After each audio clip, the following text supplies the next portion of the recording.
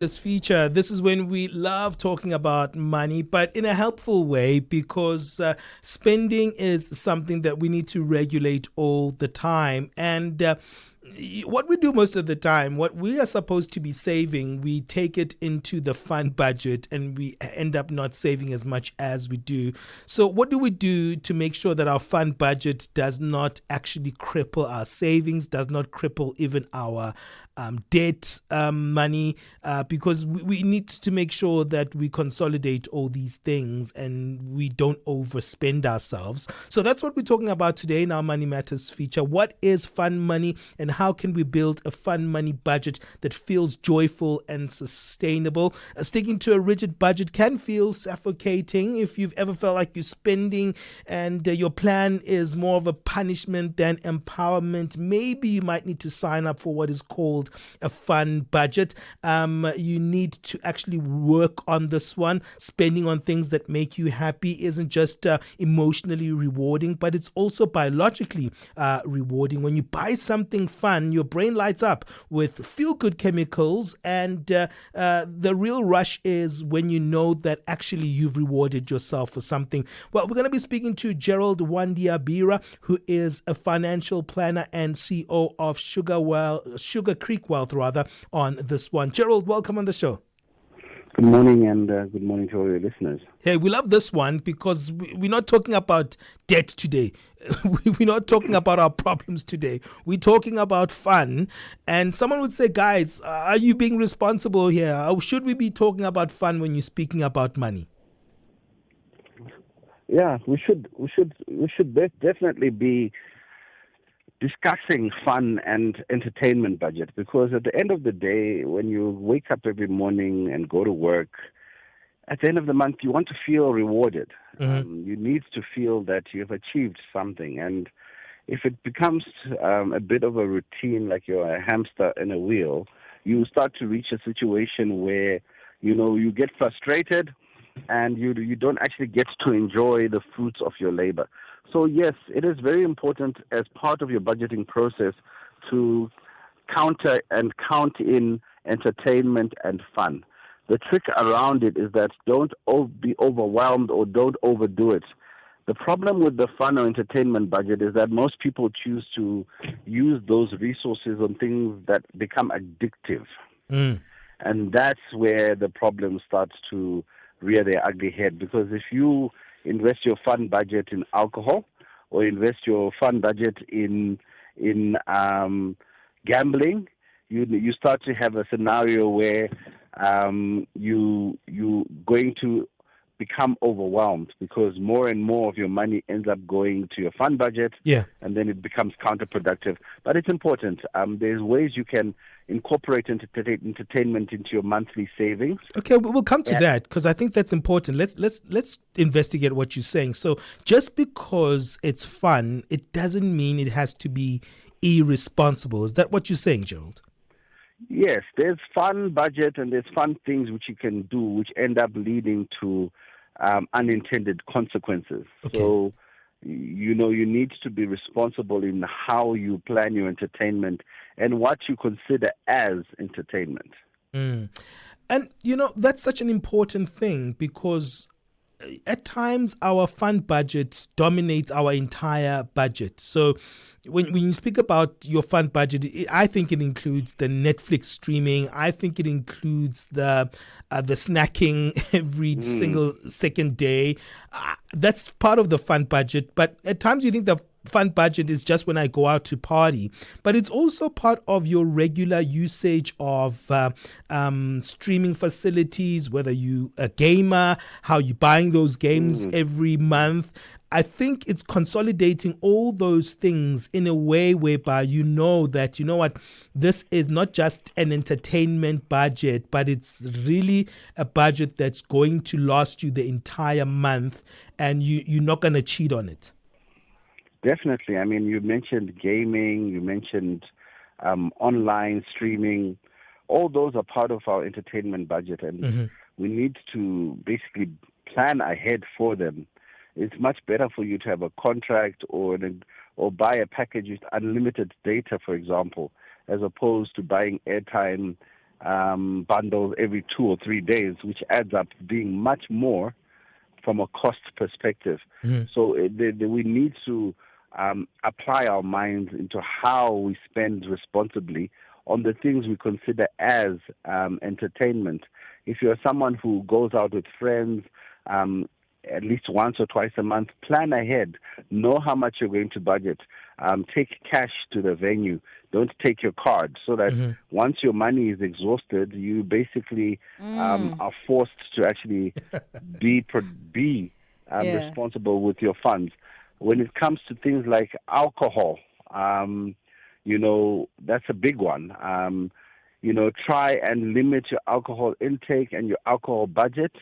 And also there's things like loyalty cards and banking apps and banking products which allow you to incorporate some entertainment elements. So they give you free access to the movies, they give you free access to certain or discounted access to certain products. Obviously, if you start using those things wisely, you can actually feel the value of saying, I am at least being rewarded for my efforts and spending money on things that allow me to have that dopamine release, which you are terming as fun. And that's the issue, right? Because fun things and entertaining things do have dopamine release, which can be quite addictive. So once you start spending on something fun, you're like, yeah, well, I can do something else a little bit more fun. And how we convince ourselves is saying, I work hard for this money. It's my money. Even though there's still a lot of responsibilities that you have, you always come back and say, but this is my money. But I work every day for this money. I can't see why not, right? Definitely, you work hard for your money, so you do deserve to spoil yourself. But I think let's do it responsibly. Let's go back to basics. If you have a close-knit group of friends, pool your money together. The power of the group can also be utilized in your fund budget, so that at least you have somebody who handles the group and the outings, and it makes it much more rewarding. Share the e-hailing ride, or share the fuel bill when you do go out with someone who, with one of you not being drinking that night. And yes, I think it's very important to have fun, and it's even more important to rest. It's proven that you need to take a break from work, and that's why you get annual leave days. They're not for you to sell to get money so that you can have fun. No, the leave days are there for you to actually sit and relax.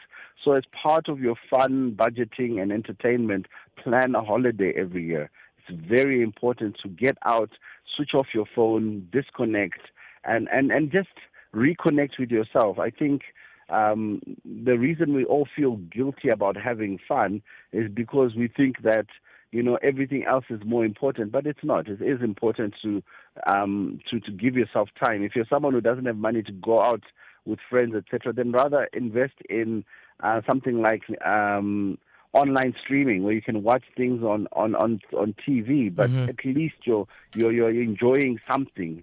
But don't punish yourself, as you said earlier on, to the extent where it's a guilt purchase to simply have fun or to enjoy yourself with your friends and family. Well, we'll talk a little bit more, Gerald, on this one. We're speaking to Gerald Mwandiambiara, who is financial planner and CEO of Sugar Creek Wealth. We'll continue after the break. It's 20 minutes past 11 o'clock Central African time. Step into the heart of the day on the move with Palesa and Benjamin. What is fun money? And do you put some money aside for your entertainment, your joy, your fun when you get paid? Well, a lot of the times we hear the words, you should invest, you should save. What about the emergency fund? But what about the form to make yourself happy and to be joyful? That's what we're speaking about in today's Money Matters feature. Continuing this conversation with us is the CEO of Sugar Creek Wealth, Gerald Mwandiambiara. Gerald, we spoke a little bit about, we want to spoil ourselves. It's important to, that's our fun money. But usually when we do start a new budgeting regime, it's so easy to fall off. So you put some money aside, that is your fun money. And sometimes you go in there, obviously you're saving for a holiday, you're saving saving for a little trip, or maybe a concert that you like to go and watch if you're someone who loves live music or live comedy, whatever it may be. And then an emergency comes about. And then you think, well, what's not as important? It's the fun money. So now I have to use the fun money for my emergency. Well, definitely, I think the emergency fund is important, and if you don't have one, you end up utilizing funds from things like your fun or entertainment budget. But plan ahead, and the best way to do it is commit well in advance. Because when you buy many opportunities in advance, firstly you get the cost saving, and two, then you actually are committed to actually having that rest period or that fun. You spoke about live music. I mean, when the concerts come, they tell you months in advance who's coming. So if you're really that person, buy the concert in advance. Don't be the last minute concert buyer. And I found that a lot of the banking apps and some of the loyalty apps do allow us to buy those kinds of tickets at a discount. Use it, because a lot of these apps allow you to buy discounted air tickets, for example. You get things like gym membership. Gym membership is a way on which you can actually consider it fun. I think as Really? much as it's fun that's beneficial to you. But I think there are people who enjoy the gym and are gym addicts and will tell you the gym is their dopamine release. True. Okay. You know, so I think we need to invest in our health as well. So that you don't have that emergency coming up Of where your course. body starts to creak and fall apart. So, how do we stop ourselves from doing that? How do we stop ourselves from using this fun money for other things that may come up that's important? So, essentially, you put this money aside as your fun money, but every month there are people who, something comes up every month. And even if it's not an emergency, you find that particular thing more important. How do we stop ourselves from never having fun because we think everything else is more important than our entertainment? Get somebody who is fun to be your accountability partner. Yay. So essentially, if you're a group of friends, have someone who actually ensures that you do what you plan on doing and you actually enjoy it. Or if you're married or have a partner, rather entrust them with the fun elements of keeping the relationship alive and going. Date night in a relationship, very important way of maintaining the fun. And if you start thinking that, no, it's better to buy groceries and go on date night, you're going to find that you're spiraling down into a space where, there is no fun in your life. So have somebody who's accountable with you. That's one of the easiest ways, because until you've gotten into the habit of having fun regularly, you might need that accountability partner, accountability friend who's going to just be your minister of fun, just to ensure that you do something and you do enjoy yourself. And there's nothing wrong doing old school, gathering a few friends over the weekend, buying some meat, and having a good old braai, like we used to. You don't need to be at an expensive, fancy restaurant where you want to take Instagram pictures to prove you were there. You can actually have fun at home, and let's start appreciating our spaces at home and have fun there. Yeah, I love one of the pressures. I love that you're saying that, because that's such a cool thing to say, because most of the time you think your fun budget is always about spending, but I've started thinking like, okay, the fun budget, maybe it should be about me not spending, right? And locating your funds in a way that you'll be able to spend less, even when you have allocated a minimal amount for you to have fun. But to project that fun is always about spending is also part of the social illness, isn't it? Yes.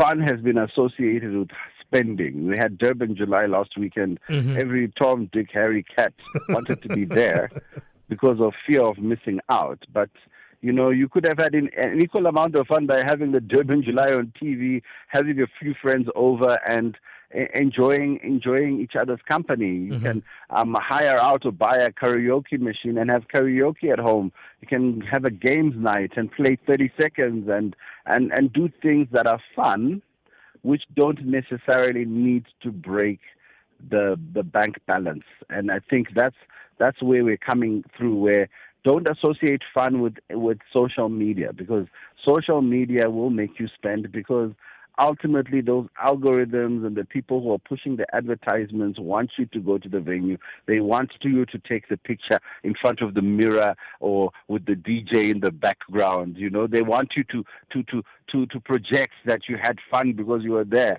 But I've seen a lot of people who don't look like they're having fun when they're swiping their card. Yeah, so true. The night ends very, very quickly when you swipe. When Suddenly you were having fun and you were high and almost drunk. You become instantly sober as you pay the bill. And Gerald, it happens the next morning when you have to look at your bank account after a very heavy night, you know. But, you know, just last night, I was with my partner and she opened the fridge and she's like, there's nothing to eat. And I was like, I opened the fridge and I was like, there's a lot to eat actually here. And then I whipped up a nice salad and I whipped up some breast chicken for us to actually eat. But when she looked at it, she's like, there's nothing here. There's literally nothing here. But that's how it is, especially sometimes with our fund budget, because you think you haven't done enough, you know, this month, and you've been partying the whole, you know, month, but you just never get enough. And at times when we look at our lives, we think that that fun element is the priority. But no, life has nuances and it's more textured than that. Look, I mean, with my family, we normally have takeout night once a week. And the family budget for 4 people has gone up from something like 200 Rand, which is $10 to 3 times that. And, you know, it's unsustainable to do it that way. So what I found is you buy ingredients, cook with the children, and that brings the fun element. It doesn't need to come with a delivery van in a pizza box. You can actually make your own pizza and find other ways of incorporating the fun. And yeah, as you said, your partner saying there's nothing in the fridge, which was full of food, is one of those things that marketing has got us addicted to one of the worst things for fun, which is sugar. Sugar is addictive, and a lot of people don't realize that's the number one addiction in the world. It's not alcohol, it's not drugs, it's sugar. Yeah. And people feel like they're not having fun or not eating food if it's not laced with a lot of sugar and things that actually in the long term present more harm. And I think, you know, the health medical schemes, a lot of the medical aids have loyalty partnerships with food providers and grocery stores. Use that as part of your way of making some savings, in that you are forced to buy healthy food and prepare it yourself, and not necessarily splurge on some takeout meals which look better on the plate in a picture than when they enter your stomach, because you still walk out very hungry. Well, Gerald, thank you for joining us. This has been a very fun conversation, but I think it's been very, very practical, because it's those kind of things that make us addicted to that fun energy without us kind of understanding that there's still responsibilities in the midst of the fun. So thank you for joining us. Definitely. Let's have a fun time, but first look at yourself in the mirror and enjoy yourself before you take yourself out there. Okay, well, that's how we ended. Thank you so much for your time, Gerald. That's Gerald Mwandiambiara, financial planner and CEO of Sugar Creek Wealth, giving us the ins and outs of how to create your fun budget. What are you doing with your fun money every month? Let us know at Channel Africa 1, 11:31 Central Africa time. It's time for our final sports update with Fikile Lingwati.